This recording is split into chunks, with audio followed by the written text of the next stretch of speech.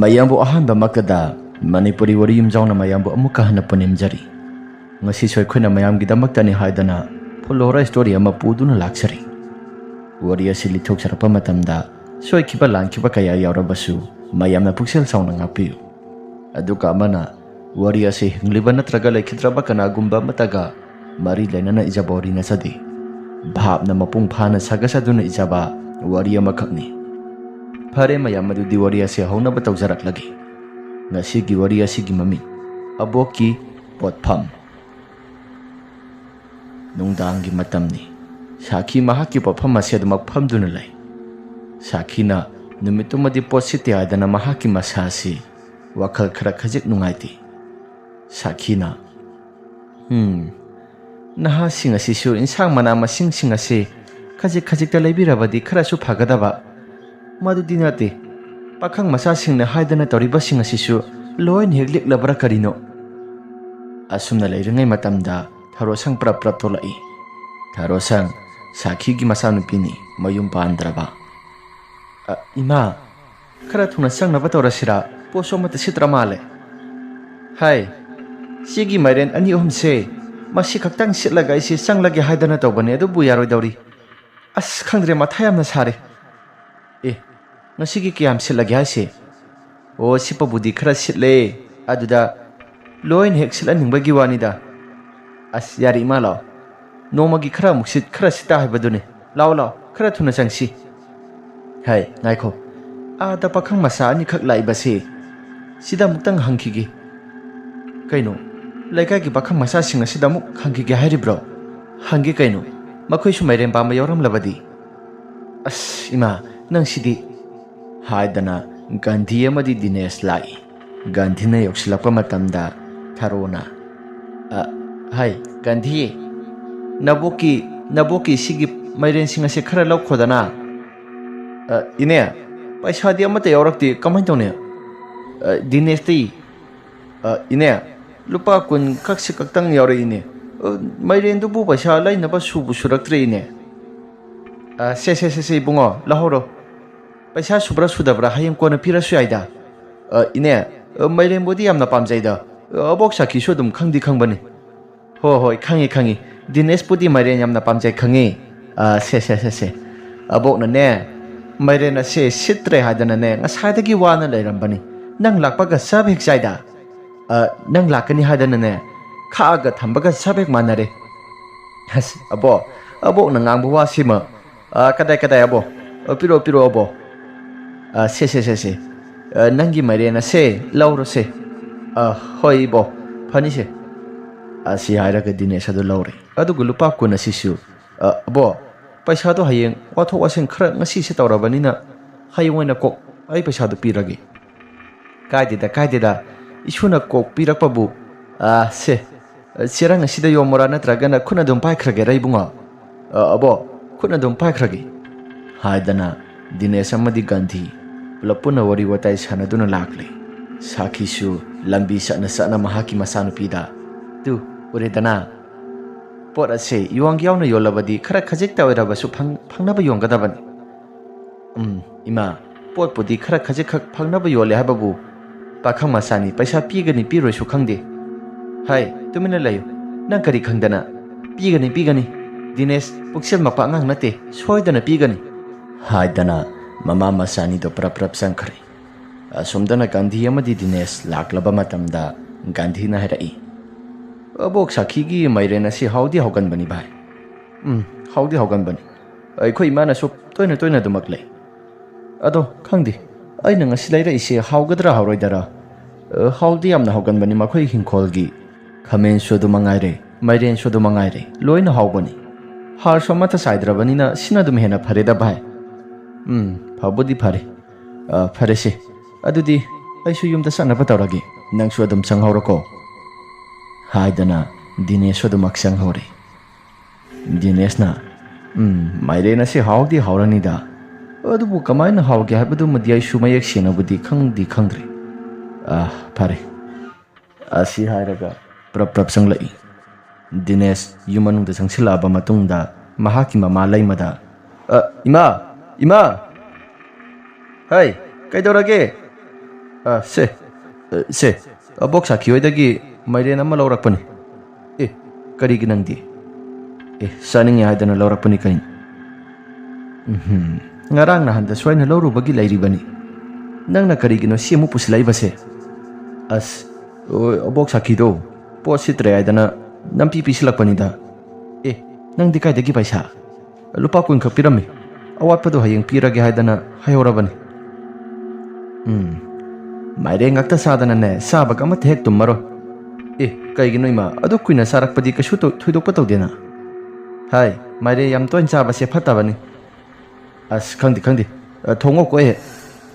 ꯅꯄꯥꯅꯅꯦ ꯌꯦꯟ ꯆꯥꯁꯦ ꯍꯥꯏꯗꯅ ꯉꯁꯥꯏ ꯌꯦꯟ ꯂꯩꯔꯛꯄꯅꯤ ꯃꯥꯏꯔꯦꯟꯁꯤꯒ ꯌꯦꯟꯁꯤꯒ ꯀꯣꯛꯍꯦꯛ ꯄꯨꯂꯞ ꯄꯨꯟꯅ ꯊꯣꯡꯉꯁꯦ ꯍꯥꯏꯕ꯭ꯔꯣ ꯌꯦꯟ ꯑꯣꯏꯅ ꯂꯩꯔꯛꯑꯦ ꯑꯗꯨꯗꯤ ꯌꯦꯟ ꯑꯣꯏꯅ ꯆꯥꯔꯁꯤ ꯀꯩꯅꯣ ꯕꯕꯥꯁꯨ ꯑꯍꯥꯎꯕ ꯈꯟꯕꯗꯤ ꯍꯩꯔꯕꯖꯥꯠꯅꯤꯅ ꯅꯄꯥꯅ ꯁꯥ ꯆꯥꯕ ꯍꯦꯛ ꯃꯥꯟꯅꯩ ꯅꯄꯥꯁꯨꯅꯦ ꯑꯍꯥꯎꯕ ꯆꯥꯗ꯭ꯔꯒꯗꯤ ꯂꯩꯕ ꯉꯝꯗꯕꯔꯥ ꯀꯔꯤꯅꯣ ꯑꯗꯨꯕꯨꯗꯤ ꯏꯃꯥ ꯂꯧꯗꯅ ꯇꯧꯔꯤꯕꯅꯤꯗꯅ 이마수 아홉바 사드라디 레이방 감드리두디 야래 야래 톡피크로 야래 자콤 마시다네 갸안다네 탄땀따 싸암다 통자오게 오 독자라게 하이드나 디네스도 프랍프랍 토크리 디네스나 마하키 가다 레이징의 마땀다 마학수 와칼다 숨나수 칼리 어복사 키시 어헐기 마땀보디 오실락레 하바부 마기 동가라 시다도 막 팜두는 시기 뻗 팜마시 팜두는 레이버시부 마기 분시시 마사누피 방이 마윰 반가니 강디 아두가 마사누파싱 시수 타박 사우나 타오라가 미람다 로인 헥다 레이나키도 파레 아이슈 어복 사키기 와바시 옌바부디 ngamde hababu adubu akhuna mateng pangbadi kasu thoina ngamde do magi hingna bo hona ba matamda as khangdreda laikai shawabagi awaba ngakta masa phana asawba thabak tawrabasu upaileti hekta waba habadu hekta oire phare haidana dinesha da wakhalda mon khanduna leirami saksa batok laba matungda dinesh na makut hamna hairai ima gen sang si haudi hawi hababu thumje kitang kalap tawbra thumdo aisu kitang hinjina thaksinkhre napadi kasu thoina haidena o babadi nang nungsibani na kasu thoina hairo ye ibo nangi karan sima ba namagan aiga lairingai matamda karan turanto hek ngangdragadi yaroi dawri nangama baba khangida pakhang oiringai matamda imadagi henba leipoti haidana tawi haba kumai mayam ama taida makhagi khura sawbhalna paw kai kena jaja yamna tamaida yare nangang horako khadang oin hek tawradana aida thoksakrage haidana dinesh ki mapado prap thokre dinesh na to tawri sim halni haidana ikai me kaisu tawri na hawri ngai matamda di khatpa galang ba ka tawri haidana laikai si waw na ngangnari bani hai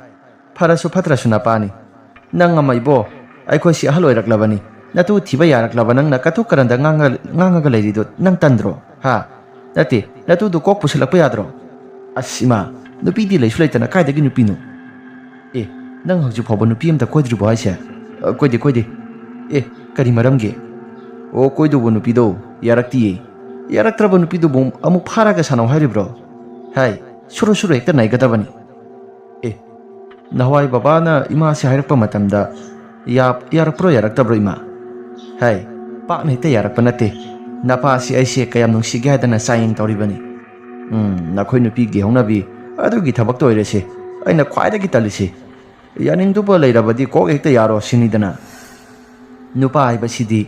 sayeng se makhal tawgadabani tat pat oiramlabadi kanana khangba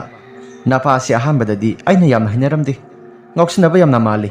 adubo sumasum aigi nakta naksilakpa aduga magi afaba thabak mayam ama aina tawbu urakpado maduda aisu nungsiba phawraktana yakhibani to aigi ma si su nupi ni khangabani yare noigi adugi wari wata singdo ai tajanimtre ai thoge haidana du makthokre mahaksu phuri khawda lupa 10 kun yauduna du makthokrabani dineshna itaw gandhi dubu hogo khrab sak sabaga toklaba jala masu to amba su yarida matamase aikhoiga sak sabagi matamase sap sadi sabanida haidana gandhi hoi tamna lakle Oh, Itao Gandhi. Gandhi na. Dinesh hoiri jala. Kaino mana numidangi matam masida mo korak di basi. Ima, ai Dinesh la karino korai se amutang thuaga yunguge. Haidana prap torakle. Dinesh na thongal da kaubadu urakle. Itao, kaidorage? As nangi nanakta lakpanida. Asada hepet thuaga yunguslaw dana kai keno khara. Kaino numidangi matam masida mo salo si sorokta musatlaga muk sanase hairibro. Ai ngasi yen thongba sare Saba tumna bunghak chasi haidana tawbanida. Era nangido yen thongba sare na karemna ba malida. Ai na kangsoi chai. Aima nang kangsoi chara so ai yen thongba sai. Haipetang thokminaru se sai phauta. Saba tumna ba. Ai kangsoi haina di nang khangiba natra. Chak su yam saba nati. Nang tumna ba chapada ai di chak amu lamoi da bro. Lao se lama gana lupa kun yauri. Kaino ma pija biraga loire kaino. Haidana ni do phagi tauna dana dumak lai. Sakhi hoi tamna dumak lakpani. Sakhi hoi tagi khara salaga pan dukan ama lai. Pan dukan aduda kai keno khara kwa hai khara lai rusia dana adumak lakpani. Lupa tara amana kwa matap ama lauragi. Dinesh ki wafam aduda Gandhi na. Nangbu kwa ga saba hairabo haisha. As huran khara sare. Hairabo ni da. Nang su khara test hoge hai bro. Ibo. Adugumba tabagado ai kaya pamde. Khara tawraga nang haibidi aisine ibo. As nupa ni kaino khara test tok tabani. Nang su sagi hairadi zau. As yare. Ai gi sarok hai mahira natraga sapotla karigumba amta laibiro. Nang bu sapuk thalakta bro singmage. Thalakte haiwani. Ai kangsoi sadabani na kaya thoina su saraktra heba. Oh pare. Nitri soisla kaino ama laibiragi. Hairaga pan dukan tamna lakle. Ahanba lakpa matamda kasu thoina mata khandi. Sakhi gi makhoi gi popham jaga haibadi sakhi na phamba popham jaga do. Madugi popham jaga do lalaga lakpa matamda kasu thoina mata khandi. Dukan tamna sakre. Aduga muksu dukan dagi halaklamda gi matamda Dinesh na rai. Ita. Ai di kaubu thore. Ngasai. Abok sakhi gi paisa do pubirake tawbani ado. As aisu pura kok berani ko. Sigi paisa lupa kunsi oina thok pitho masu phagadabani. Era nang su yare. Kiji da lupa kunthra ra kaino ma pi bataine. Ngasai do kiji kya tage. Adu su yengaktreni. As paisa du di hayang kiji kya no khangdabani na kamaina pigadawre. Oh lao yare hayang gyan ta na pi gi ka piro. Hogjipu kamaina paisa do pigadawrige. Hoi da he. Yare sanaba tawrasi. Haidana ni se prap lakle. Khara laptak na sakhi gi thongkal mapa domda haibadi mahaki popham phami ba jaga domdo madugi mapa do khara laptak na yengba matamda mai su yamna mammi maduda Gandhi na hanu urakpani popham phamba jaga domda kana gumba misaga masumdring sumna phammaga leibudo udho ure Gandhi na kaino abok sakhi singa sadi changhora badaine aduga hujik se muk popham se muk phammaga leiribro hera kadai waida ginoda aidi udeda yengotu ada leirisi abok sakhi natro haidana Gandhi na khut thilaga yenghalle maduda Dinesh urakle Dinesh na as laikai gi mi phamboiram gani yare kadawage khara thuna yumda chanaba tawsi khoda oiram da basue ado mam khraba marak asida mai musi thali aduga hoida law chanaba tawrasi haidana ni se kasu thoina khanba tawda dumak lakle adubu sakhi gi thongkal mapa se yoksilakpa matamda aujik ni haktang gi mamang duramba mitamsing haibadi makhoi ani gi mamita kana gumba ma ukibado amuk airamtre maduda Dinesh mahaki masasisu khangprek khangi hana urapa Gandhi su khangprek khangi Gandhi na tu hojik ni haktang gi mamang da leirambado amuk leiramdre kanano haiwani da ibani sida munna yenglaga dum lakpa natro Dinesh na hoine ado masida ngasai ibani na yengbada phammaga lehobadaine aduga mataw karamna law mafam ase kai gumba khara tawbra idi sasi haibo hinadi law khara thuna sasi haidana ni se khongka ba se khara thang dana khongkap manga tarulak thang thangdana sapa matam aduda tung thangba saruk aduda suru suru nairaga lakpagumna makhol khara tarakli. Makhol sing adu hek tarakpa matamda aningsi sap sap hekta lepi. Aduga tung thangba sarukta suru suru nairaga lakpadasu sap lepi. Dineshna ngaikho tung thangba saruga somsida kanagumba mioi khara lakpagum tawi haipetang yengsira haidana phalai thoktuna yenglui adubu kanagumba amata leiramde. Gandhina itaw khara thuna sanaba tawsi mafam ase kaigumba amadi tawrabra as isasi su yengutu tu mayam asi yengutu yengutu haidana yenghalli. Gandhina adum hek hairappa matam aduda mahaki tung thangba saruk adomduda musimuna kanagumba amas tuba sallaga sakhibadu urakli. Madu urakpa matamda itaw nangi tung asida kanagumba ama tuba samlaga sakre haidana Dineshna ki hairapani. Maduda Gandhi su mamaya se khanglai leithorakpa matamda kanagumba amata suraktri. Gandhina hai yumda kitang thuna chatnaba tawrasi ai sasi amna kirakli haidana nisha prap lakli. Aduga tung thangba saruga somsida ahal amana khaudem lakpagumna makhol kharasu tarakpani. Dineshna kainuda ngasi ibani gi matao si karin sorok asisu nahan makhaidi mi mayam ama loina chanabani adubu ngasi gi numisi madi mi si pungtak takpa makhai ibani khakta saliba sina karigi. Sorok asi mata amani la yumda kitang thuna sanaba tawsi yumda kitang thuna yoraga mai okthoksi haidana nisha prap lakpani. Adubu tung thangba saruga somsida mi mari manga punsinaraga murum sonbagumna makhol khara taraklibado makholdi asum hauna takhalakpani. Madu takhalakpa matam maduda Dinesh mahaki masasi kibani yadre. Dineshna ita tung asida murum solaga kanagumba khara laibasi haipetang laithoklaga yengsira hai kadobagi laithoklaga yenggadoino yengdabi adum chasi haidana nisha prap lakli. Dinesh ki thongal na hanbanina Dinesh ki thongal asida pulap puna sangminarakpani. Dineshna la aikhoida pulap puna sangminarasi nang yumda hanbado farak tadubu sumale haidana nisha prap laaga thongal mapa asida sangsilakpa matamni. Thongal mapa asida hek sangsilakpa matam maduda mai laithoktuna yenglubada kanagumba amata su leiramde. Tawbadabu atiya mathak aduda muksuk muba miyoibagi matau manba mitam manba ama koipai pairaga salibadu mami sami oina urakpani. Gandhina hana urapani nupi hanubi amagi matawgumna koipai pairaga salibadu urakpaduda Gandhina ita tu agi mathagasida mi amagum koipai pairaga mami sami oina phi oi kaiboi tawraga koipai pairaga salibasibu karino. La yumda kitang thuna sangsi aduga baba kai maga kautholaga amutang yenghansi haidana nisha prap sangsili. Aduga imong manungda pulap puna sangminaraklaba matamda makhoigi ahalaman sing adu kauthokhtuna pulap puna yengminai adubu kanagumba amata leiramdre. Gandhina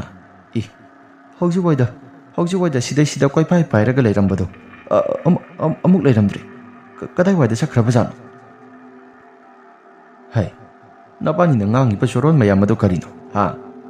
atiya mathaga sida kana pairaga sakadorige ha haina ngai matamda swaisida laitin mayam ama koipai pairaga sale haba matam ado maduna teko haujikti science ki jukki matamni. Dinesh ki mapan hairapani maduda Dineshna as baba phagi pharang oibadongna aikoina ngangisi aikoise pharasu phatrasu nupi thiba yaraklabani aikoina ngangba wasisu kharadi thajau kedobage baba hoida aikoina phagi tawgadro ai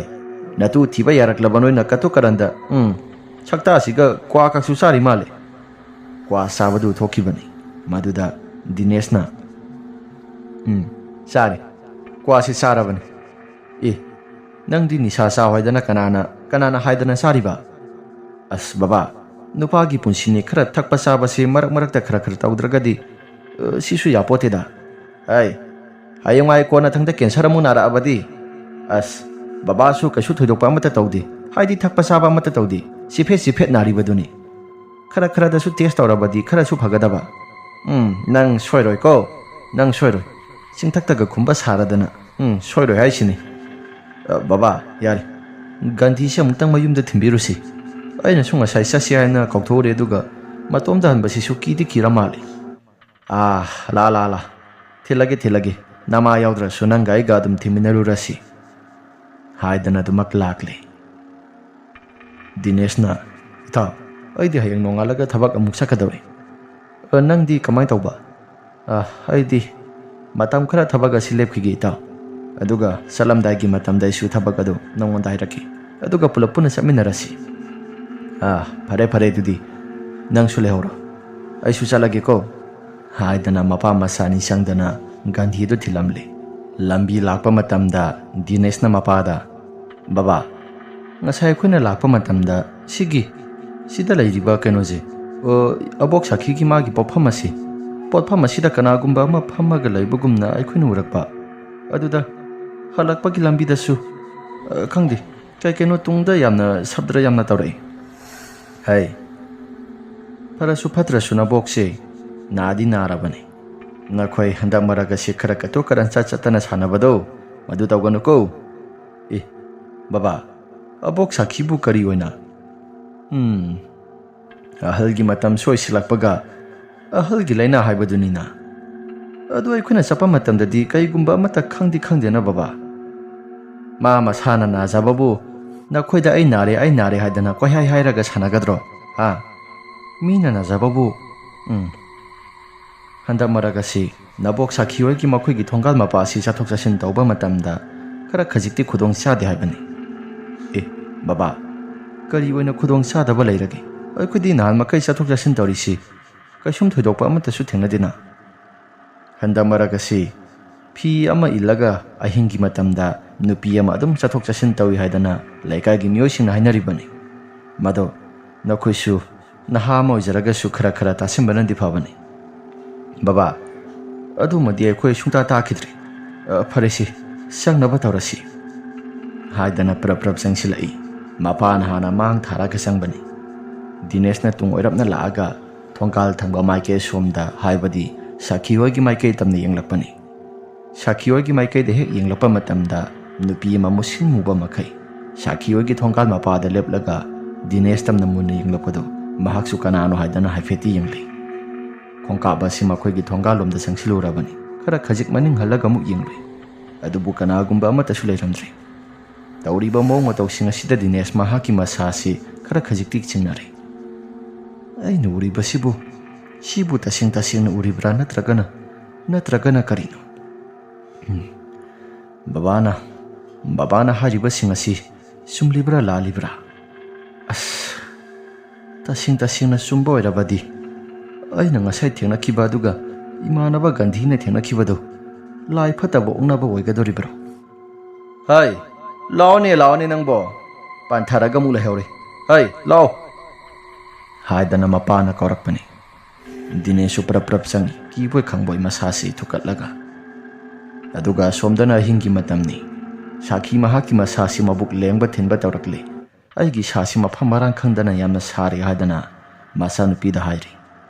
ꯃꯆꯥꯅꯨꯄꯤꯁꯨ ꯍꯣꯁꯄꯤꯇꯥꯜꯗ ꯄꯨꯈꯠꯅꯕ ꯀꯣꯏꯂꯥꯡ ꯂꯥꯡꯗꯨꯅ ꯀꯣꯏꯆꯦꯟ ꯆꯦꯟꯗꯨꯅ ꯍꯣꯠꯅꯔꯤ ꯃꯆꯥꯅꯨꯄꯤ ꯊꯥꯔꯣꯁꯪꯅ ꯏꯃꯥ ꯂꯥꯛꯑꯣ ꯃꯈꯥꯒꯤ ꯒꯥꯔꯤꯗꯣ ꯋꯥꯏꯔꯨꯔꯦ ꯁꯤꯗꯩꯁꯤꯗ ꯉꯥꯏꯍꯥꯛꯇꯪ ꯍꯣꯁꯄꯤꯇꯥꯜꯗ ꯌꯧꯔꯨꯔꯁꯤ ꯑꯗꯨꯒ ꯍꯣꯁꯄꯤꯇꯥꯜ ꯌꯧꯔ ꯃꯇꯝꯗ ꯏꯃꯥꯒꯤ ꯑꯅꯥꯕꯗꯣ ꯈꯪꯗꯣꯛꯂꯁꯤ ꯍꯥꯏꯗꯅ ꯄ꯭ꯔꯞ ꯊꯣꯛꯂꯛꯂꯤ ꯁꯥꯈꯤ ꯃꯍꯥꯛꯀꯤ ꯃꯁꯥꯗꯣ ꯌꯥꯝꯅ ꯁꯣꯜꯂꯕꯅꯤ ꯁꯥꯈꯤꯅ ꯑꯩꯒꯤ ꯏꯁꯥꯁꯦ ꯉꯁꯤꯗꯤ ꯃꯉꯝ ꯑꯃ ꯏꯄꯥꯡ ꯄꯥꯡꯗꯦ ꯌꯨꯝꯁꯦ ꯅꯪ ꯅꯊꯟꯇ ꯈꯛꯇ ꯂꯩꯍꯧꯒꯗꯣꯔꯤꯕ꯭ꯔꯥ ꯀꯩꯅꯣꯝꯃ ꯇꯧꯔꯤꯅꯦ ꯏꯃꯥ ꯌꯥꯔꯦ ꯑꯗꯨꯒꯨꯝꯕ ꯋꯥꯍꯩꯗꯣ ꯍꯥꯏꯕ ꯌꯥꯗꯦ ꯁꯤ ꯍꯣꯁꯄꯤꯇꯥꯜꯗ ꯌꯧꯔꯒ ꯐꯔꯒ ꯀꯨꯝꯃꯛꯀꯗꯕꯅꯤ ꯍꯣꯁꯄꯤꯇꯥꯜꯕꯨꯗꯤ ꯌꯧꯔꯅꯤ ꯑꯗꯨꯗ ꯑꯩꯒꯤ ꯆꯍꯤ ꯂꯝꯗꯥꯡ ꯑꯁꯤꯗ ꯅꯪꯁꯨ ꯅꯌꯨꯝ ꯃꯀꯩ ꯄꯥꯜꯍꯧꯔꯕꯗꯤ ꯈꯔꯁꯨ ꯐꯒꯗꯕ ꯅꯌꯨꯝ ꯃꯀꯩ ꯄꯥꯜꯂꯣꯏꯕꯁꯨ ꯌꯥꯗꯕꯅꯤꯅ ꯐꯔꯦ ꯑꯩꯒꯤ ꯍꯛꯆꯥꯡ ꯑꯁꯤ ꯑꯩꯒꯤ ꯏꯁꯥꯁꯤ ꯇꯝꯕ ꯉꯝꯗ꯭ꯔꯤ ꯍꯥꯏꯗꯅ ꯋꯥ ꯆꯕꯦꯡ ꯉꯥꯡꯉꯤ ꯊꯥꯔꯣꯁꯪꯕꯤꯅ ꯏꯃꯥ ꯀꯩꯁꯨ ꯇꯧꯔꯣꯏꯁꯤ ꯍꯣꯁꯄꯤꯇꯥꯜꯗ ꯌꯧꯔꯒ ꯑꯗꯨꯝ ꯍꯜꯂꯛꯀꯗꯕꯅꯤ ꯍꯥꯏꯗꯅ ꯃꯃꯥ ꯃꯆꯥꯅꯤꯗꯣ ꯄ꯭ꯔꯞ ꯒꯥꯔꯤ ꯃꯅꯨꯡꯗ ꯀꯥꯈꯠꯂꯛꯂꯤ ꯒꯥꯔꯤꯗꯣ ꯈꯔ ꯌꯥꯡꯅ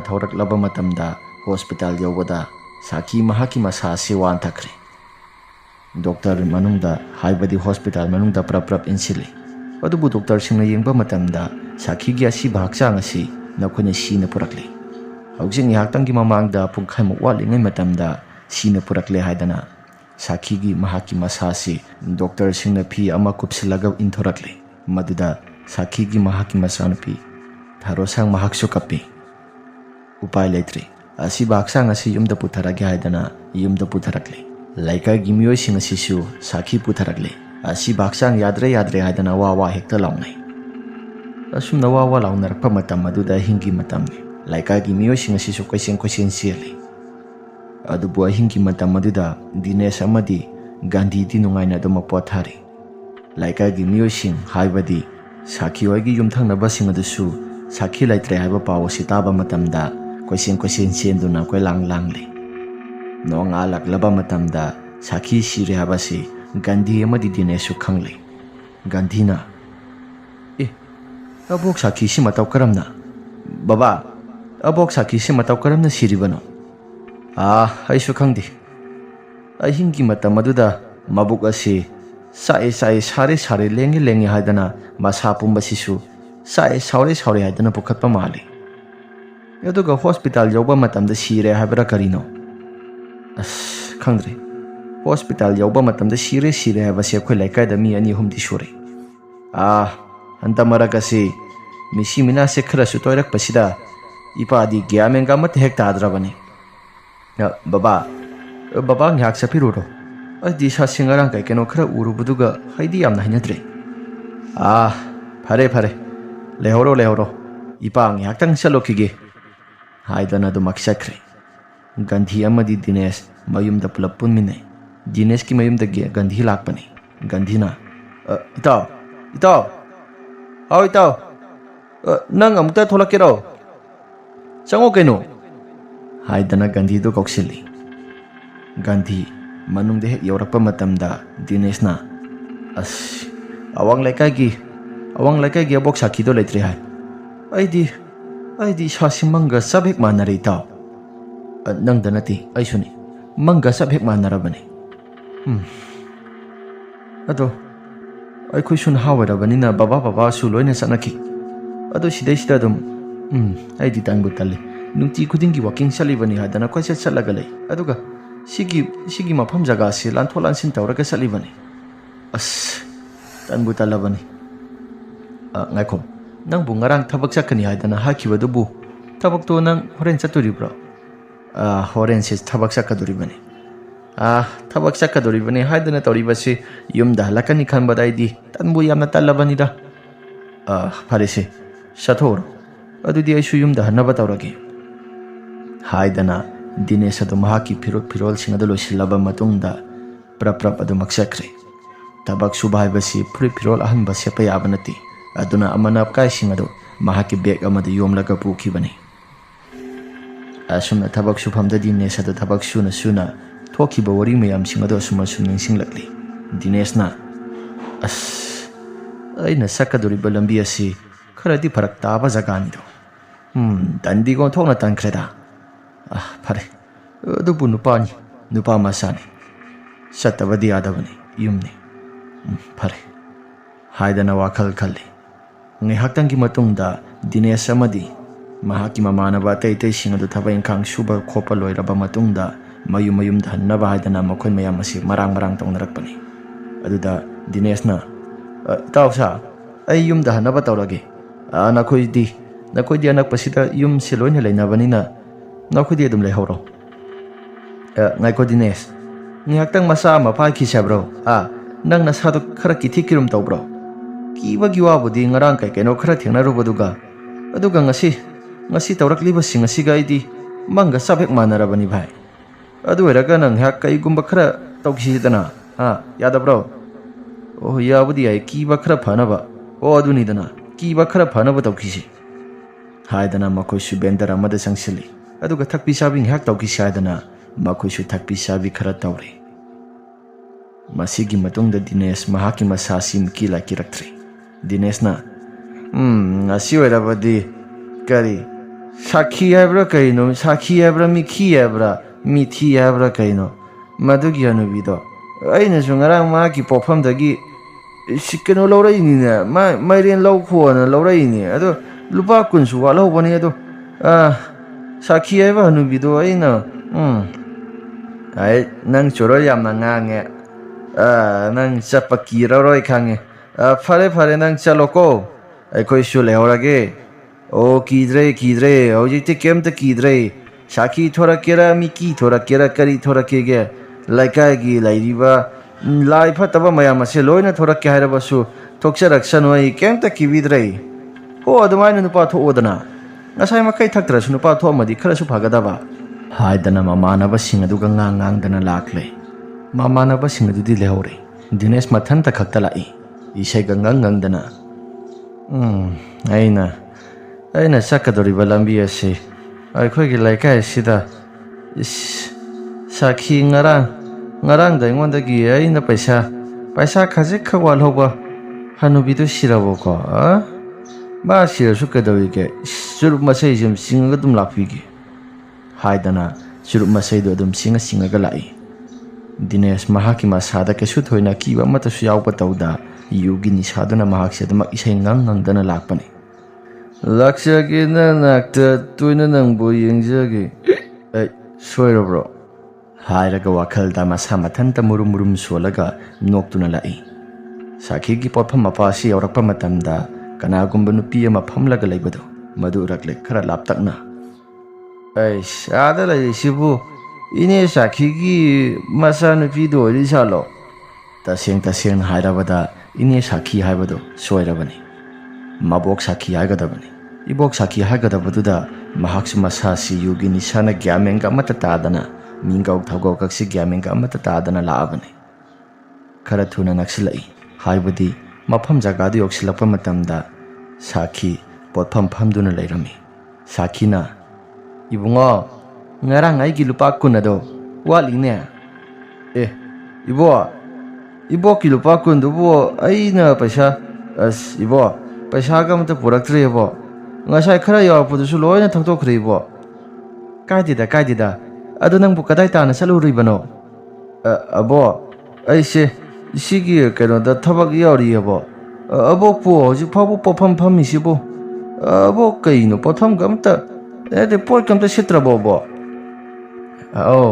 ꯑꯩꯁꯦ ꯉꯁꯤꯁꯦ ꯄꯣꯠꯀ ꯑꯃꯠꯇ ꯍꯦꯛ ꯁꯤꯠꯇ꯭ꯔꯦ ꯁꯤꯗ ꯂꯩꯔꯤꯕ ꯍꯋꯥꯏ ꯀꯩꯅꯣꯁꯦ ꯍꯋꯥꯏ ꯀꯥꯅꯟꯗ꯭ꯔꯤꯁꯦ ꯁꯤ ꯑꯣꯏꯅ ꯂꯧ ꯈꯣꯠꯂꯣ ꯑꯕꯣꯛꯅ ꯄꯪꯄꯤꯗ ꯄꯤ ꯑꯩꯗꯤ ꯄꯩꯁꯥꯁꯨ ꯅꯣꯡꯃꯇ ꯁꯨꯡꯄꯤ ꯄꯤꯗꯦꯕ 이보 이디 까이크레다 하이 세 라우로 라우 पैसा도 गिवाबुदी हयें कोना लौरसु याइदा अबोकना पिराबनिना इ लौरागेको अबो से अबो खुबाकसिदे हेक्ता पिरो अबो हायदना दुमक लाकले साखी सोदुमक लेहौराबनी अबोक साखी से फदी यामना फैको मसी हनुबीजे कुइने पुंसीगनी हे मा यामना फबा मीने आई खंग मा कुइने पुंसीगनी हायदना इसै ngang लाकपनी असुमना इसै ngang संगलकपगी मतौदुदा ममा लैमना हाय सुमना हलकपा यादब्रा नखोंदो थांबा थोक्तबा मखै हलैबदो करिगिनो इमा नराइबक फराबने ngasisu insang purae करिगे insang puraiba kadadagi insang tu sida laise ima udabro tu sigi insang hawai kanandri si udabro ima haidana Dinesh अदो महाकी मकुबा गदो ngasai mahakna hawai kanandri ni haidana hapakhiba kuba gदो tinthokle mama da ulle adubu mama na di kai gumba mata sudi hai kadai dagi hawai no ha kadai dagi hawai no usudana ima sida lai si hawai kanandri si ima nang udabro tu si lai si mama lai mado khara naksina yengi adubu hawai kanandri gi mahutta wana maya mama leyauduna leirami Masanupagi makuta wana mayam ama leirambaduda mahaki masasi mihul thawanam isien chengkhakre hai sidi kaidagi hawai kanandrino ha kadaidagi hawai kanandrino sidi wana ngaktani ne ima kaino aina purakpadudi hawai kanandri oina oikhiwani adu hauji ngaktangi mamangsida kamaina matau karamna sidi si kama wana mayam se kamaina ꯃꯃꯥꯗ ꯏꯉꯛ ꯉꯛꯅ ꯍꯪꯕ ꯃꯇꯝ ꯑꯗꯨꯗ ꯍꯥꯏ ꯅꯪꯗꯤ ꯀꯗꯥꯏꯗꯒꯤ ꯁꯤ ꯋꯥꯅꯥ ꯃꯌꯥꯝꯁꯦ ꯀꯗꯥꯏꯗꯒꯤꯅꯣ ꯍꯥ ꯀꯗꯥꯏꯗꯒꯤ ꯋꯥꯅꯥ ꯃꯌꯥꯝꯅꯣ ꯑꯁ ꯏꯃꯥ ꯑꯩꯅ ꯊꯕꯛ ꯍꯜꯂꯛꯄ ꯃꯇꯝꯗ ꯑꯕꯣꯛ ꯁꯥꯈꯤꯗꯣ ꯀꯣꯟꯊꯣꯡꯗ ꯐꯝꯃꯒ ꯂꯩꯔꯝꯃꯦ ꯉꯁꯤꯁꯨ ꯄꯣꯠ ꯁꯤꯠꯇ꯭ꯔꯦ ꯍꯋꯥꯏ ꯀꯅꯟꯗꯤꯁꯦ ꯈꯔ ꯂꯧꯒꯣ ꯍꯥꯏꯗꯅ ꯄꯤꯔꯛꯏꯕꯅꯦ ꯑꯩꯉꯣꯟꯗ ꯍꯥꯏ ꯅꯪꯕꯨ ꯉꯥꯎꯔꯕ꯭ꯔꯣ ꯉꯁꯥꯏ ꯅꯪꯅ ꯊꯕꯛ ꯆꯠꯂꯝꯗꯥꯏꯒꯤ ꯃꯇꯝꯗ ꯅꯕꯣꯛ ꯁꯥꯈꯤꯗꯣ ꯂꯩꯇ꯭ꯔꯦ ꯍꯥꯏꯗꯅ ꯁꯦꯕꯥ ꯇꯧꯅꯕ ꯁꯦꯝꯕ ꯁꯥꯕ ꯇꯧꯍꯧꯕꯗꯣ ꯅꯪ ꯀꯔꯤꯒꯨꯝꯕ ꯑꯃꯠꯇ ꯈꯪꯗ꯭ꯔꯕ꯭ꯔꯣ ꯍꯥ ꯑꯕꯣꯛ ꯁꯥꯈꯤ ꯍꯥꯏꯗꯅ ꯉꯁꯥꯏ ꯃꯍꯥꯛꯅ ꯆꯠꯄ ꯀꯤꯔꯦ ꯍꯥꯏꯗꯅ ꯊꯛꯄꯤ ꯆꯥꯕꯤ ꯈꯔ ꯇꯧꯔꯛꯇꯨꯅ ꯌꯨꯒꯤ ꯅꯤꯁꯥ ꯈꯔ ꯀꯥꯈꯠꯂꯛꯄꯗ ꯃꯍꯥꯛꯀꯤ ꯑꯀꯤꯕ ꯄꯨꯝꯅꯃꯛꯁꯤꯡ ꯑꯗꯨ ꯐꯈꯤꯕꯗꯨꯗ ꯁꯥꯈꯤ ꯂꯩꯇ꯭ꯔꯦ ꯍꯥꯏꯕꯁꯤ ꯀꯥꯎꯈꯤꯕꯗꯨ ꯅꯤꯡꯁꯤꯡꯂꯛꯂꯤ ꯃꯗꯨꯗ ꯗꯤꯅꯦꯁꯅ ꯏꯅꯦ ꯏꯅꯦ ꯏꯅꯦ ꯅꯠꯇꯦ ꯑꯕꯣꯛ ꯁꯥꯈꯤ ꯍꯥꯏꯔꯒ ꯃꯆꯤꯜꯗ ꯃꯨꯔꯨꯝ ꯃꯨꯔꯨꯝ ꯁꯣꯜꯂꯛꯏ ꯉꯁꯥꯏ ꯃꯍꯥꯛꯅ ꯊꯦꯡꯅꯔꯛꯄ ꯄꯨꯝꯅꯃꯛꯁꯤꯡ ꯑꯗꯨ ꯁꯥꯈꯤꯒꯤ ꯑꯁꯤꯕ ꯊꯋꯥꯏꯅꯤ ꯍꯥꯏꯕꯗꯨ ꯃꯍꯥꯛ ꯆꯞ ꯆꯥꯅ ꯈꯪꯂꯦ ꯃꯗꯨ ꯈꯪꯂꯛꯄ ꯃꯇꯝꯗ ꯃꯤꯍꯨꯜ ꯊꯥꯋꯟ ꯑꯃ ꯏꯆꯦꯡ ꯆꯦꯡꯈꯠꯈ꯭ꯔꯕ ꯃꯇꯨꯡꯗ ꯈꯪꯄ꯭ꯔꯦꯛ ꯈꯪꯂꯒ ꯃꯍꯥꯛꯀꯤ ꯃꯁꯥꯁꯤ ꯊꯛ ꯊꯛ ꯅꯤꯛꯄ ꯍꯧꯔꯛꯂꯤ ꯏꯃꯥ ꯑꯩꯒꯤ ꯏꯁꯥꯁꯦ ꯀꯩꯅꯣꯝꯃ ꯇꯧꯔꯤ ꯏꯃꯥ ꯍꯥꯏ ꯂꯥꯎ ꯏꯃꯨꯡꯗ ꯈꯔ ꯊꯨꯅ ꯆꯪꯁꯤ ꯌꯨꯗꯨꯒ ꯊꯛꯇꯕꯤ ꯍꯜꯂꯛꯑꯕꯗꯤ ꯈꯔꯁꯨ ꯐꯒꯗꯕ ꯁꯛꯇꯥꯗꯨꯒ ꯌꯨꯒꯥꯛꯁꯨ ꯊꯛꯏꯝꯅꯤ ꯀꯥꯏꯅ ꯍꯥꯏꯗꯅ ꯃꯃꯥ ꯃꯆꯥꯗꯨ ꯄꯨꯂꯞ ꯄꯨꯟꯅ ꯆꯪꯃꯤꯟꯅꯔꯛꯂꯤ ꯃꯆꯥꯅꯨꯄꯥ ꯗꯤꯅꯦꯁ ꯑꯁꯤ ꯊꯛ ꯊꯛ ꯅꯤꯛꯂꯤ ꯉꯥꯏꯍꯥꯛꯇꯪ ꯂꯩꯔꯦ ꯗꯤꯅꯦꯁꯀꯤ ꯃꯃꯥ ꯂꯩꯃꯅ ꯅꯄꯥ ꯈꯪꯂꯕꯗꯤ ꯅꯪ ꯁꯣꯏꯗꯅ ꯋꯥꯊꯣꯛ ꯊꯣꯛꯑꯒꯗꯕꯅꯤ ꯅꯪ ꯀꯥ ꯑꯃꯗꯤ ꯍꯦꯃꯜꯂꯕꯅꯤ ꯊꯕꯛ ꯆꯠꯂꯤꯕꯅꯤ ꯍꯥꯏꯗꯅ ꯆꯠꯂꯒ ꯌꯨꯗ ꯑꯃꯨꯛ इदिक चूरगा लेरब्रा इमा आई युदे इदिक चूबा नते आई युदे इदिक चूबा नते आई कीबा खरा फनाबा हाइदना आई थकलगा लाकपनी इमा हौजिक्ति युगा गाउदबगा सारिदो नंगबु निसागा लोइना हलब्रो हा नते निसागा हलब्रा हाइबनिदा इमा हौजिक निहाक्तंग ममांगदा थोखिबा थौदोकसिंग अदुना आई की सासे निसागा लोइन हेक हल्ले यारे सागा से सानबा तौरो ला नखो यु थकपा कंबु सिंगिदी साक चाद्रगदी साक चाद्रिङै ममांगदा यु थकदबनि हादना अमा लैबदाइने हा इसादी ज्ञान ओंथोना तारामनि इमा आई साक्ति लांबदी फाउद्रेदो खजिक्तंग ओइरबसु सागे इसासी किथि किरुम तौग्रे इमा नंग हाइफितंग संबिगेरा यु थकपदना थौना फरगा हा थवाई थेंनबदना किरिबनेबा नत्रा लाओ लाओ संबिगे लाओ इमा बाबादी तुमख्रबो हाय नापादो ngसाइना तुमख्रबनी नंग लाकपा ngaina आइगा मागदो संमिनरंबनी नंग लाकपा ngaइरंबनी नापादो तुमनिंगे हाइदना संसिलगा तुमख्रबनी नापा थेंगनाउदबा नंग नराइबक यामना फरबनी हाइदना सखुमदा ममा मसानीदो पुलप पुन संमिनरक्ली अदुगा मसाना साक सारिबदो ममाना दो मक्संगदुना लै साक साबा तोकलबा मतमदा मसानुपा दिनेशना इमा आई मा शाफितंग तागे इमा न लेपीगेरा इमा हाय माइमी ताबदुदी नंग अदुम न थंदा अदुम तौजरो अस इमा सिमा ओहो हो आई थंदा ओइरसु तौजरगे हादना mama मसानीदो worry वताई Sana सानादना worry ngihaktang sanaramlaba matungda mapalda dumak thokre makhong makhut adu samthokpa loisilamdaigi matam aduda mahaki tung thangba sarugodomda kanagumba misak amana dinesh haidana korakle maduda kanagumba amana yengi haibadi mahaki tung thangba sarugodomduda koraklibado kanano haidana mahaksu phatlai thoktuna yengle adubu kanagumba amata udi dineshna ai giming ase korakpado hojikkidubu kanan aigi tung se laithoklaga lairingai matam asida wapal thangba sarugodomdagi koraklibasina kana munna haife yengli aduga muksu sangi haidana torakpa matamda o dinesh asumna korakpani matau sing aduda dinesh kanano haidana mahaksu chaplepi dineshna kana ori jano aigi tung thangba sarugosidabo kanano haidana khummi maduda handa mukti kauba matam maduda kanagumba mata kumlakhidre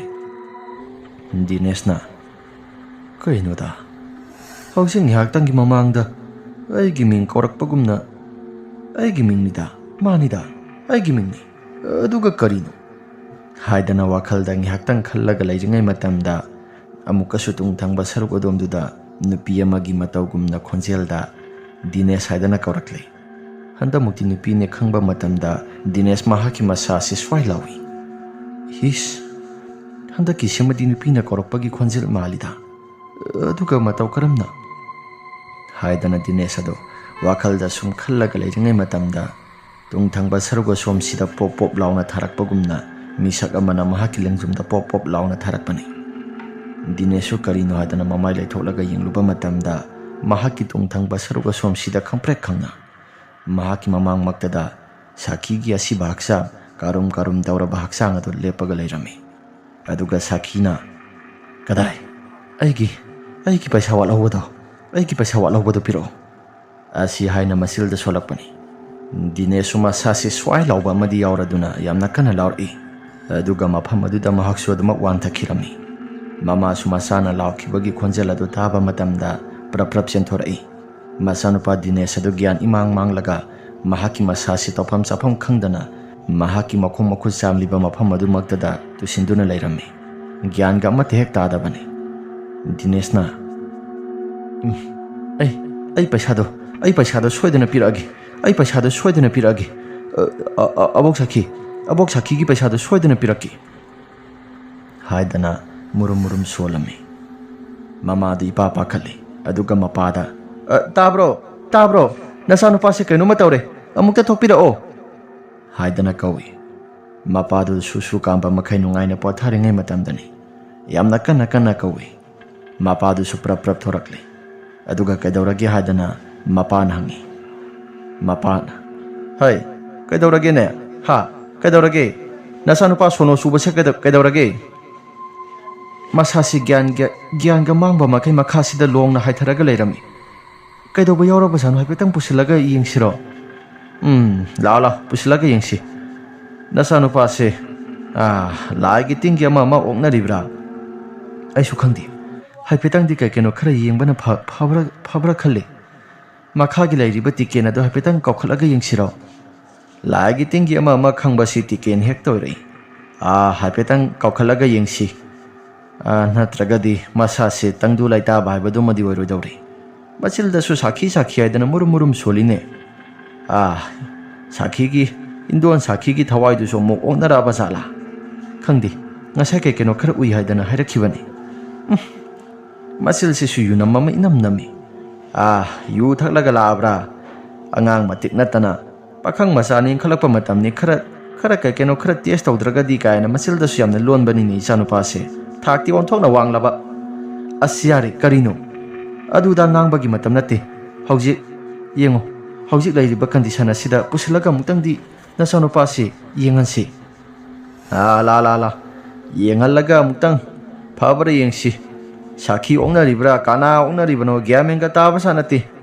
hojikang ngang singa sinaba ngang basak pasisu pak na hekta thajadabani lagi tingi ama thoi haibase halakpa matamda kidana ba haidana yu thaksili oiramni haidana matei manau sangduna masanupa Dinesh ado imungda pusilakli aduga mabani gi masasi imungda pusilaba matamda makha laikai gi tiken ado mungtang koru so haidana makhoise kauba lakpani Gandhi du su masanupa Dinesh ado dumna hek tawre haiba paw ado mapana pire aduga pulapuna lakminaraba matamda makhoi su thokliba thawdo wathok mayam sing adugi matangda yenghalli Gandhina laigi tingi matangda karigumba kharadi ongnaresya haidana masilda murum soli Dinesh na hai tiken haiba maiba huran ba nang nai se phana ba tawri ai sungcha chalo hai nangi na sadu satragadi angang asigi thawai si manghalagi hairibro hanubi ai gi paisa do logdana ai sungcha chalo ai gi paisa do logdana sungcha chalo nangi paisa haibu karino nangi paisa haibu karino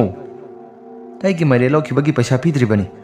ai lupa kun sadu wapadagi ai isa se lairam lenda sapa ngamdrabani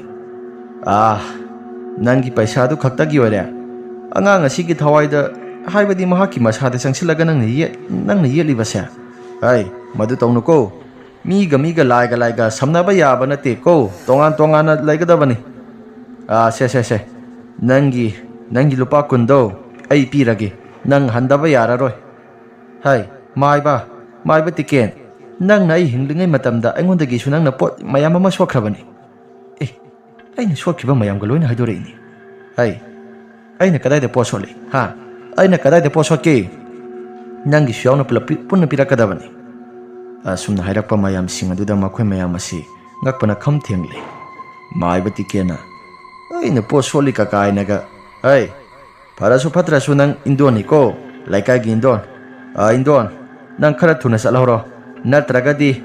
ꯑꯩꯒꯤ ꯇꯩꯔꯦꯝ ꯄꯥꯏꯔꯤꯕ ꯇꯩꯔꯦꯝ ꯄꯨꯡꯕꯥꯏ ꯃꯅꯥꯁꯦ ꯁꯤꯅ ꯃꯦꯆꯤꯟꯒꯟ ꯈꯞꯊꯕꯒꯨꯝꯅ ꯈꯞꯊꯔꯛꯑꯗꯤ ꯅꯁꯥꯗꯣ ꯐꯗꯤ ꯐꯔꯥ ꯁꯥꯅꯤ ꯍꯥꯏꯅꯔꯤꯉꯩ ꯃꯇꯝ ꯌꯥꯅꯔꯤꯉꯩ ꯀꯥꯟ ꯑꯁꯤꯗ ꯈꯔ ꯊꯨꯅ ꯆꯠꯍꯧꯔꯣ ꯀꯣ ꯁꯤꯗꯒꯤ ꯍꯦꯟꯅ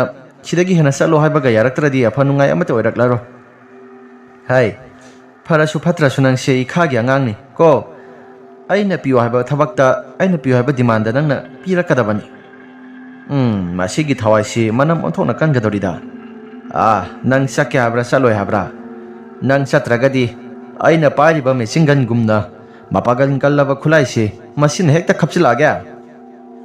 ꯑꯁꯤ ꯍꯥꯏꯅ ꯃꯟꯇ꯭ꯔ ꯁꯣꯜꯂꯒ ꯇꯩꯔꯦꯝ ꯄꯨꯡꯕꯥꯏ ꯃꯅꯥꯗꯨꯅ ꯍꯦꯛꯇ ꯈꯤꯛꯆꯤꯜꯂꯤ ꯑꯁꯨꯝꯅ ꯀꯟꯁꯤꯟꯕ ꯃꯇꯝ ꯑꯗꯨꯗ ꯃꯁꯥꯁꯤꯁꯨ ꯐ꯭ꯔꯤꯡ ꯐ꯭ꯔꯤꯡ ꯂꯥꯎꯅ ꯆꯣꯡꯉꯤ ꯗꯤꯅꯦꯁꯀꯤ ꯃꯁꯥꯗ ꯆꯣꯡꯕ ꯃꯇꯧ ꯑꯗꯨꯗ ꯃꯈꯣꯏ ꯃꯌꯥꯝ ꯆꯪꯗꯨꯅ ꯐꯥꯔꯤ ꯑꯁꯨꯝꯅ ꯉꯥꯏꯍꯥꯛꯇꯪꯒꯤ ꯃꯇꯨꯡꯗ ꯗꯤꯅꯦꯁ ꯃꯍꯥꯛꯀꯤ ꯃꯁꯥꯁꯤ ꯑꯩ ꯆꯠꯂꯒꯦ ꯑꯩꯒꯤ ꯄꯩꯁꯥꯁꯤꯡ ꯑꯗꯨ ꯄꯤꯔꯣ ꯄꯩꯁꯥꯗꯨ ꯌꯥꯎꯗ꯭ꯔꯒꯗꯤ ꯑꯩ ꯕꯩꯇꯔꯥꯅꯤ ꯇꯨꯔꯦꯜ ꯂꯥꯜꯂꯒ ꯆꯠꯄ ꯉꯝꯗ꯭ꯔꯤ ꯃꯈꯣꯏ ꯚꯔꯥ ꯌꯥꯝꯅ ꯆꯥꯎꯏ ꯍꯥꯏꯗꯅ ꯍꯥꯏꯔꯛꯂꯤ ꯃꯗꯨꯗ ꯗꯤꯅꯦꯁꯀꯤ ꯃꯄꯥꯅ ꯄꯩꯁꯥꯗꯨꯕꯨ ꯀꯌꯥ ꯑꯣꯏꯔꯤꯖꯥꯠꯅꯣ ꯂꯨꯄꯥ 50ꯔ 10ꯔ 30ꯔ ꯍꯥꯏꯗꯅ ꯃꯆꯦꯜꯗ ꯃꯨꯔꯨꯝ ꯃꯨꯔꯨꯝ ꯁꯣꯜꯂꯤ ꯗꯤꯅꯦꯁꯅ ꯑꯣ 50ꯅꯤ ꯋꯥꯠꯂꯤꯕꯗꯣ 50 ꯀꯣꯛ ꯄꯤꯔꯛꯂꯣ ꯑꯩ ꯑꯗꯨꯝ ꯆꯠꯂꯒꯦ ꯑꯁꯨꯝꯅ ꯊꯋꯥꯏ ꯆꯪꯂꯕ ꯗꯤꯅꯦꯁꯅ ꯍꯥꯏꯔꯛꯄꯅꯤ ꯑꯗꯨꯗ ꯄ꯭ꯔꯞ ꯄ꯭ꯔꯞ ꯊꯣꯛꯈ꯭ꯔꯦ ꯑꯃꯥꯏꯕ ꯇꯤꯀꯦꯟꯁꯨ ꯊꯣꯡꯒꯥꯜꯗ ꯂꯨꯄꯥ 50 ꯑꯗꯨ ꯄꯨꯊꯣꯛꯂꯒ ꯑꯗꯨꯃꯛ ꯊꯣꯛꯈ꯭ꯔꯦ ꯃꯥꯏꯕ ꯇꯤꯀꯦꯟ ꯍꯦꯛ ꯊꯣꯛꯈꯤꯕ ꯃꯇꯝ ꯑꯗꯨꯗ ꯃꯍꯥꯛꯀꯤ ꯇꯨꯡ ꯊꯪꯕ ꯁꯔꯨꯛ ꯑꯁꯣꯝꯁꯤꯗ ꯇꯤꯃꯨ ꯂꯩꯃꯨ ꯑꯃꯁꯨ ꯏꯟꯅꯔꯛꯄꯒꯨꯝꯅ ꯇꯧꯔꯛꯂꯤ ꯃꯥꯏꯕ ꯇꯤꯀꯦꯟꯅ ꯏꯁ ꯄꯤꯒꯗꯧꯔꯕꯃꯛꯁꯤꯗ ꯑꯃꯨꯛ ꯇꯨꯡ ꯑꯁꯤꯗ ꯏꯟꯅꯔꯛꯂꯤꯕ ꯍꯥꯏꯕꯗꯨꯔꯥ ꯑꯩ ꯅꯪꯒꯤ ꯄꯩꯁꯥꯁꯦ ꯑꯩꯅ ꯄꯤꯒꯗꯧꯔꯕꯅꯤ ꯀꯣ ꯍꯦꯟꯅ ꯄ꯭ꯔꯣꯛ ꯄ꯭ꯔꯣꯛ ꯆꯥꯛꯄꯗ ꯇꯧꯔꯛꯀꯅꯨ ꯏꯆꯥ ꯅꯨꯄꯥ ꯐꯥꯎꯗ ꯄ꯭ꯔꯣꯛ ꯄ꯭ꯔꯣꯛ ꯆꯥꯛꯄ ꯍꯦꯟꯃꯟꯗꯅ ꯈꯨꯄꯥꯛꯅ ꯊꯥꯕꯗ ꯋꯥꯟꯊꯔꯤꯕꯅꯤ ꯅꯪꯗꯤ ꯂꯥꯏꯔꯗꯅ ꯀꯣ ꯑꯁꯤ ꯍꯥꯏꯅ ꯇꯤꯀꯦꯟ ꯑꯗꯨ ꯃꯨꯔꯨꯝ ꯃꯨꯔꯨꯝ ꯁꯣꯜꯂꯒ ꯂꯥꯏꯁꯣꯟ ꯀꯩꯀꯩꯅꯣ ꯈꯔꯁꯨ ꯁꯣꯜꯂꯤ ꯉꯥꯏꯍꯥꯛꯇꯪꯒꯤ ꯃꯇꯨꯡꯗ ꯂꯨꯄꯥ 50ꯒ ꯄꯣꯠꯆꯩ ꯀꯩꯀꯩꯅꯣ ꯈꯔꯁꯨ ꯊꯥꯗꯣꯛꯂꯕ ꯃꯇꯝꯗ ꯃꯍꯥꯛꯀꯤ ꯊꯋꯥꯏ ꯑꯗꯨꯁꯨ ꯇꯤꯀꯦꯟꯒꯤ ꯃꯃꯥꯡꯃꯛꯇꯗ ꯆꯞ ꯌꯨꯡꯅ ꯂꯦꯞꯄꯤ ꯗꯤꯅꯦꯁꯁꯨ ꯈꯪꯄ꯭ꯔꯦꯛ ꯈꯪꯉꯤ ꯗꯤꯅꯦꯁꯅ ꯍꯥꯏ ꯏꯟꯗꯣꯟ ꯁꯥꯈꯤꯌꯥ ꯑꯉꯥꯡ ꯑꯁꯤꯗ ꯅꯪꯅ ꯑꯗꯨꯛ ꯌꯥꯝꯅ ꯑꯣꯠꯂꯤꯕꯗꯨ ꯀꯔꯤꯒꯤꯅꯣ ꯅꯠꯇꯦ ꯅꯪꯒꯤ ꯂꯨꯄꯥ 50 ꯈꯛ ꯋꯥꯠꯄꯒꯤꯗꯃꯛꯇ ꯑꯗꯨꯛ ꯌꯥꯝꯅ ꯅꯪꯁꯤ ꯍꯤꯡꯂꯤꯉꯩ ꯃꯇꯝꯗ ꯐꯅ ꯐꯕ ꯍꯅꯨꯕꯤ ꯑꯣꯏꯅ ꯑꯣꯏꯈꯤꯕꯅꯤ ꯑꯗꯨꯕꯨ ꯁꯤꯔꯀꯥꯟ ꯃꯇꯝꯗ ꯕꯤꯔꯥ ꯂꯝꯕꯥ ꯍꯥꯏꯕꯗꯣ ꯅꯪꯁꯤ ꯑꯣꯏꯔꯦ ꯑꯗꯨꯕꯨ ꯁꯥꯈꯤꯗꯣ ꯀꯔꯤꯒꯨꯝꯕ ꯑꯃꯠꯇ ꯍꯥꯏꯔꯛꯇꯦ ꯑꯗꯨꯝ ꯇꯨꯃꯤꯟꯅ ꯂꯩ ꯂꯨꯄꯥ 50ꯗꯨ ꯊꯥꯗꯣꯛꯂꯤ ꯇꯤꯀꯦꯟꯅ ꯁꯦ ꯅꯪꯒꯤ ꯂꯨꯄꯥ 50ꯁꯦ ꯑꯩ ꯊꯥꯗꯣꯛꯂꯒꯦ ꯑꯗꯨꯒ ꯅꯪꯁꯨ ꯅꯇꯦꯐꯝꯗ ꯇꯦꯔꯣꯀꯣ ꯅꯍꯟꯐꯝꯗ ꯍꯜꯂꯣ ꯑꯩꯈꯣꯏꯁꯨ ꯑꯗꯨꯃꯛ ꯌꯨꯝ ꯑꯁꯤꯗ ꯒ꯭ꯌꯥꯟ ꯇꯥꯅ ꯂꯩꯖꯅꯕ ꯑꯉꯥꯡꯁꯤꯡ ꯑꯁꯤꯗ ꯌꯦꯠꯄ ꯈꯣꯠꯄ ꯇꯧꯕꯤꯔꯅꯨ ꯅꯪꯒꯤ ꯂꯩꯔꯝꯂꯦꯟꯗ ꯑꯗꯨꯃꯛ ꯂꯩꯐꯝ ꯊꯣꯛꯄꯗꯣ ꯑꯗꯨꯝ ꯂꯩꯔꯣ ꯃꯤꯔꯝꯂꯦꯟ ꯑꯁꯤꯗ ꯇꯣꯠꯅ ꯇꯤꯟꯅꯔꯒ ꯂꯩꯕ ꯌꯥꯕ ꯅꯠꯇꯦ ꯆꯠꯂꯣ ꯑꯁꯤ ꯍꯥꯏꯅ ꯂꯥꯏꯁꯣꯟ ꯀꯩꯀꯩꯅꯣ ꯈꯔ ꯁꯣꯟꯕ ꯃꯇꯝ ꯑꯗꯨꯗ ꯁꯥꯈꯤ ꯑꯗꯨ ꯑꯗꯨꯃꯛ ꯁ꯭ꯋꯥꯏ ꯂꯥꯎꯅ ꯃꯥꯡꯈ꯭ꯔꯦ ꯇꯤꯀꯦꯟ ꯑꯗꯨ ꯄ꯭ꯔꯞ ꯄ꯭ꯔꯞ ꯆꯪꯂꯛꯏ ꯐꯔꯅꯤ ꯀꯩꯁꯨ ꯊꯣꯏꯗꯣꯛꯄ ꯇꯧꯔꯛꯂꯔꯣꯏꯗ